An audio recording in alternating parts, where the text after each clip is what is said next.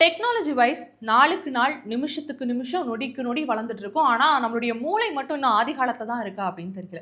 ஒருவேளை ஆதி காலத்துல இருந்த மனிதர்கள் கூட மனிதநேயத்தோட செயல்பட்டுருப்பாங்க.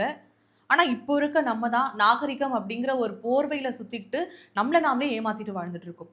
நாளுக்கு நாள் செய்தித்தாள்ல வரக்கூடிய விஷயமா இருக்கட்டும், சமூக வலைதளங்கள்ல வர விஷயமா இருக்கட்டும், நம்ம கேள்விப்படக்கூடிய விஷயமா இருக்கட்டும், மனிதர்களா நாம இந்த சமூகத்துல வாழணுமா? இன்னும் மனிதர்களா இங்க இருக்கவங்க எல்லாரும் அப்படிங்கிற ஒரு கேள்விய, ஒரு குற்ற உணர்ச்சிய நமக்குள்ள ஏற்படுது.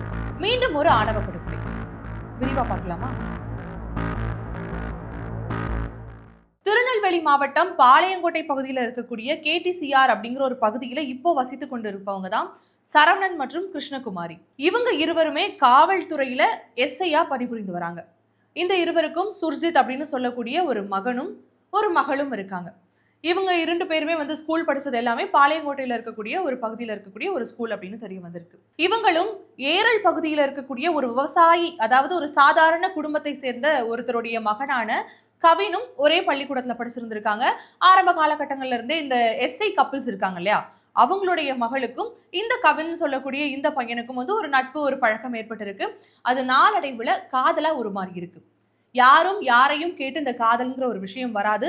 நீ உயர்ந்தவனா, நான் தாழ்ந்தவனா அப்படிங்கிறத பார்த்து எந்த ஒரு ஏற்றத்தாழ்வையும் பார்த்து பொதுவா இந்த காதல் வராது. அப்படிதான் இந்த இருவருக்குள்ளுமே ஒரு காதல் மலர்ந்திருக்கு. நட்புல இருந்து தொடங்கி இந்த காதலானது மலர்ந்திருக்கு. இந்த நிலையில கவின் அவர்கள் இப்போ பள்ளி படிப்பு எல்லாமே முடிச்சு, கல்லூரி படிப்பு எல்லாமே முடிச்சு, சென்னையில ஒரு மிகப்பெரிய ஒரு ஐடி கம்பெனில வேலை பார்த்து வராரு. மாசத்துக்கு கிட்டத்தட்ட 1,50,00,000 ரூபாய் வரைக்கும் வருமானம் ஈட்டி வராரு அப்படிங்கிற மாரியான தகவலும் நமக்கு கிடைச்சிருக்கு. இவருடைய காலேஜ் டேஸ் எடுத்துக்கிட்டோம் அப்படின்னா, ரொம்ப நல்லா படிக்கக்கூடிய பையன். கிட்டத்தட்ட கோல்டு மெடல் வாங்கியிருக்காரு. யூனிவர்சிட்டி ரேங்க் ஹோல்டர் அப்படிங்கிற விஷயமுமே தெரிய வந்திருக்கு. இப்போ வந்து ஒரு நம்ம வீட்ல இருக்க ஒரு பொண்ணு ஒரு பையன காதலிக்கிறாங்க அப்படின்னா, அந்த காதலுக்கு நம்ம மறுப்பு தெரிவிக்கிறோம் அப்படின்னா, அவன் படிக்கல, அவன் நல்ல வேலைக்கு போல அப்படிங்கிற மாதிரியான விஷயங்கள் எல்லாமே முன் வச்சு அந்த காதலுக்கு முட்டுக்கட்டையா நம்ம பல விஷயங்களை போடலாம். ஆனா இந்த பையன் நல்லா படிக்கிற பையன், தற்பொழுது ஒரு சொசைட்டில ஒரு நல்ல ரேஞ்ச்ல இருக்கக்கூடிய ஒரு பையன். ரேஞ்ச் இன் தி சென்ஸ் அவன் நல்லா படிச்சு ஒரு நல்ல வேலையில கை நிறைய ஒரு சம்பளம் வாங்கிட்டு இருக்கக்கூடிய ஒரு பையன். என்னதான் இப்படி இருந்தாலுமே காதல்னு வரும்பொழுது முதல்ல நம்ம கண்ணுக்கு புலப்படுறது ஜாதிய விஷயங்கள் மட்டும் தானே. அதே தான் இந்த இடத்துலயும் நடந்திருக்கு. இந்த கவின் வந்து சென்னையில பணிபுரிந்திருக்காரு. அப்பப்போ ஊருக்கு போய் அந்த பெண்ண பார்த்து பேசுறது, இந்த விஷயங்கள் எல்லாமே வாடிக்கையா இருந்திருக்கு. இந்த விஷயங்கள் அந்த இரு வீட்டாருக்கும் தெரிய வந்து, கவினுடைய வீட்டு தரப்புல இருந்து பெரிய மறுப்புகள் எதுவும் இல்ல. பையன் ஆசைப்படுறான், அந்த பொண்ணுக்கு ஓகேங்கிற பட்சத்துல திருமணம் நடத்தி வைக்கலாம் அப்படிங்கிற மாரி கவினுடைய வீட்டு தரப்புல முடிவு செஞ்சு வச்சிருக்காங்க.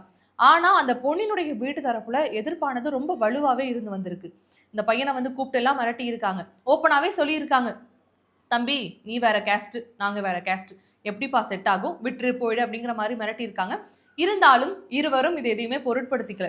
என்ன பண்ணிடுவாங்க, கொஞ்ச நாள்ல ஒத்துப்பாங்க. நம்ம அம்மா தானே, நம்ம அப்பா தானே அப்படின்ற மாரி அந்த பொண்ணும் நெனச்சிருக்கலாம். இந்த பையனும் நெனச்சிருக்கலாம். இந்த ஒரு நம்பிக்கையுள்ளே தான் இவங்களுடைய காதலானது தொடர்ந்து வளர்ந்துட்டே போயிருக்கு. இப்படி இருக்க ஒரு சூழல தான் கவின் என்ன பண்ணியிருக்காரு, இங்க வேலை பார்த்துட்டு இருக்காரு. இங்க இருந்து ஊருக்கு போயிருக்காரு. பாளையங்கோட்டைக்கு போயிருக்காரு. தன்னுடைய தாத்தாவுக்கு உடல்நலம் சரியில்ல அப்படின்னு சொல்லி ஹாஸ்பிட்டலுக்கு கூட்டிட்டு போயிருக்காரு. திடீர்னு ஒரு பையன் வெளியில ஃபோன் பண்ணி கூப்பிடுறான். யாருன்னு பார்க்க போனா, தான் காதலிக்கக்கூடிய அந்த பெண்ணினுடைய தம்பி வெளிய நிக்கிறாரு. அவரு என்ன சொல்றாருன்னா, "அம்மாவும், அப்பாவும் உங்ககிட்ட பேசணும்னு சொல்றாங்க. வாங்க" அப்படின்னு சொல்லி கூட்டிட்டு போறாங்க. அந்த நேரத்துல அவங்க தாத்தா ஹாஸ்பிட்டல்ல தான் இருந்தாரு அப்படிங்கிற மாரி தான் சொல்லப்படுது. ஓகே. அந்த ஹாஸ்பிட்டல்ல இருந்து பைக்ல இருந்து இவங்கள கூட்டிட்டு போறாங்க. கூட்டிட்டு போய் பாதி தூரத்திலேயே வண்டிய நிறுத்துறாரு. நிறுத்தி தான் கொண்டு வந்த மொளகா பொடிய கவினுடைய கண்ல தூவுறாரு.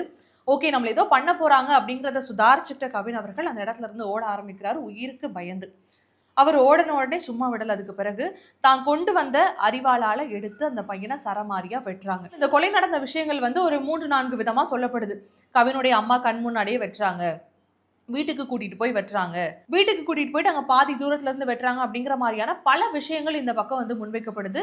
ஆனா, இந்த இடத்துல உறுதி செய்யப்படுற ஒரே விஷயம் என்னன்னா, சாதிய காரணமா வச்சு இந்த இடத்துல கவின படுகொலை செய்யப்பட்ட ஒரு சம்பவம் மட்டும் தான் இந்த இடத்துல உண்மையா பார்க்கப்படுது. எந்த ஒரு தப்புமே பண்ணாத ஒரு பையன் காதல் செஞ்சுட்டான் அப்படிங்கிறதுக்காக கொலை செய்வது அப்படிங்கிறது யாருக்கு அவங்களுக்கு அனுமதி குடுத்தாங்க அப்படின்னு தெரியல. இந்த அவல நிலை வந்து இன்னைக்கு மட்டும் நடக்குதா அப்படின்னு கேட்டா கிடையாது. 2025ஆம் காலகட்டங்கள்ல நம்ம வாழ்ந்து கொண்டிருக்கோம். ஆனா, இந்த செய்தி மட்டும் வருஷத்துக்கு ஒரு முறை, மாசத்துக்கு ஒரு முறை, நாளுக்கு ஒரு முறைன்னு அதிகரிச்சுட்டு தான் போகுது. இந்த விஷயத்துல பாதிக்கப்பட்ட கவின் இருக்காரு இல்லையா? அவருடைய அப்பா என்ன சொல்றாரு அப்படின்னா, "என் புள்ள நல்லா படிச்சு ஒரு நல்ல இடத்துல வேலை பார்க்குறான். கை நிறைய சம்பாதிக்கிறான்.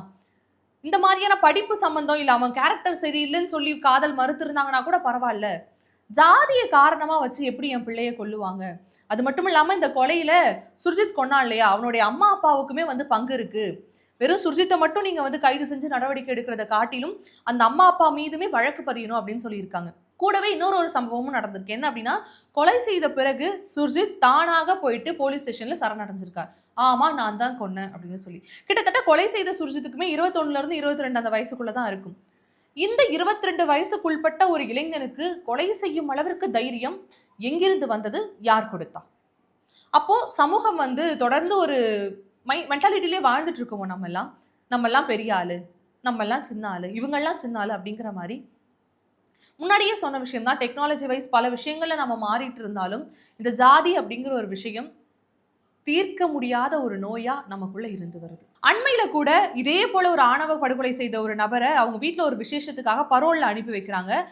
ஜெயில்ல இருந்து வெளிய போற நபர் ஒரு குற்ற உணர்ச்சி கொஞ்சம் கூட இல்லாம மீசைய முறுக்கிக்கிட்டு சுதந்திர போராட்டத்திற்காக உள்ள போயிட்டு வந்தவர் மாரி மாலை மரியாதையோட சிறப்புகள் செய்யப்பட்டு அழைச்சிட்டு போறாங்க. கொலை செய்யப்பட்டு ஒருத்தர் ஜெயிலுக்கு போனா கூட அவருக்கு இப்படிப்பட்ட ஒரு கௌரவ மரியாதை குடுக்குறாங்க அப்படிங்கிறது இந்த சமூகத்த தவிர வேற எங்கேயுமே நடக்காது. நாளுக்கு நாள் ஆணவ படுகொலையால வெட்டி சாய்க்கப்படும் அப்பாவிகளினுடைய அழுகுரல் கேட்டுட்டு தான் இருக்கு. அரசு என்ன நடவடிக்கை எடுக்கிறாங்க? பாதிக்கப்பட்ட கவினுக்கும், கவினுடைய குடும்பத்தாருக்கும் நீதி கிடைக்குதா? கிடைக்கணும். காத்திருந்து பார்ப்போம். நன்றி.